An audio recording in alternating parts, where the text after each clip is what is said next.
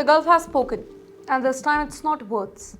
Following Israel's dramatic strike in Doha, where Hamas leaders were targeted right inside Qatar's capital, the Gulf Cooperation Council had an extraordinary session.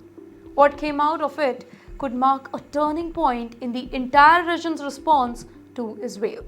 The message was crystal clear. The security of the Gulf is one, and they are not divided.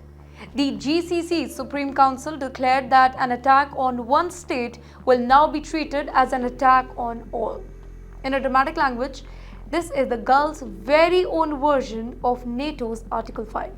And they didn't stop at the statements. Leaders pledged to activate joint defense systems immediately, mobilizing deterrent capabilities that, until now, had only existed on the paper.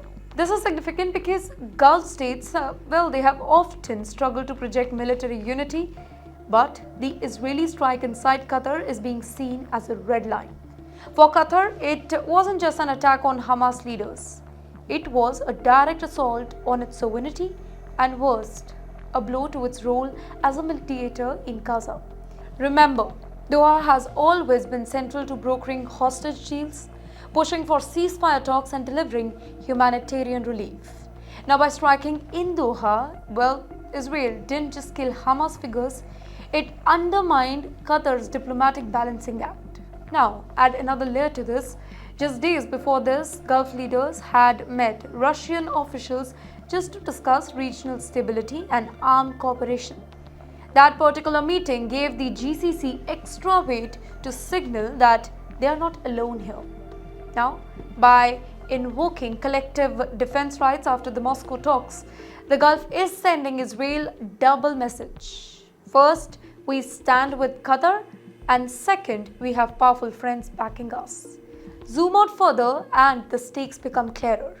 For decades, Israel counted on Arab divisions, rivalries between Saudi Arabia, Qatar, others, but the Doha strike in particular has done what years of diplomacy could not do. It has forced the Gulf nations into unity. Saudi Arabia's crown prince, Mr. Mohammed bin Salman, is now in the driver's seat, presenting himself as the protector of Arab world and signaling that the Gulf will no longer be passive. The real question is now this: does this activation of Gulf defense systems means an actual military confrontation with Israel? Or is it more about political theater just to pressure Tel Aviv? For Israel, already fighting in Gaza and clashing with Hezbollah in Lebanon, the idea of a united Gulf front, it is the last thing that it wants.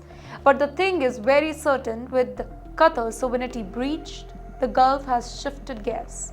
And for the very first time in years, Israel may have to think twice before treating the Gulf states as a silent bystanders.